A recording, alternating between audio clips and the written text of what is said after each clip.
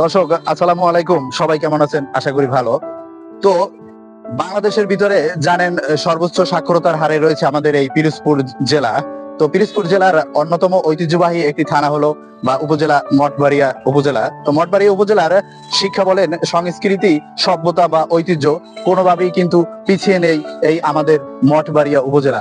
তো তারই ধারাবাহিকতায় মঠবাড়িয়া উপজেলার উদ্যোগে আয়োজিত ষষ্ঠ মঠবাড়িয়া উপজেলা স্কাউট ও ক্যাম্পরি 2024 ছাব্বিশ তারিখ আজকের থেকে শুরু করে একদম 30 তারিখ পর্যন্ত চলমান থাকবে।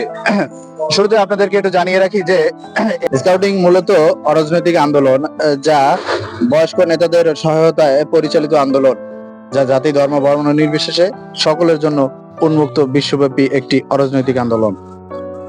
এতে যুব সম্প্রদায় শারীরিক, মানসিক, বুদ্ধিবৃত্ত ও আধ্যাত্মিকতা দিয়ে স্থানীয়, জাতীয় ও আন্তর্জাতিক পর্যায়ে নিজেকে ব্যক্তিগত, সুন্দর ও দক্ষ নাগরিক হিসেবে গড়ে তুলতে পারে।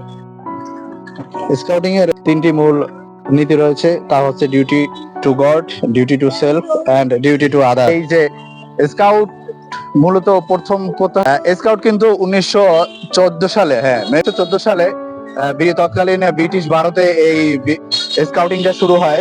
1971 সালে স্বাধীনতা যুদ্ধের পরে 1972 সালে বাংলাদেশ স্কাউট অ্যাসোসিয়েশন নামে এই স্কাউট কিন্তু যাত্রা শুরু করে। তার পরবর্তীতে 1974 সালে এটা কিন্তু জাতীয় বিশ্ব স্কাউটের সদস্য পদ লাভ করে। দর্শক, শুরুতে স্কাউট অ্যাসোসিয়েশন বাংলাদেশ, এটা কিন্তু পরবর্তীতে নাম পরিবর্তন হয়। 1978 সালে নাম পরিবর্তন হয়ে বাংলাদেশ স্কাউট হয়। যাই হোক, আগামীকাল থেকে কিন্তু আপনারা ডিসেম্বর 27 তারিখের পর থেকে কিন্তু আপনারা এই মঠবাড়ি উপজেলার প্রাণকেন্দ্র শহীদ মোস্তফা খেলার মাঠে কিন্তু এই সম্পূর্ণ আয়োজনটা আপনারা উপভোগ করতে পারবেন।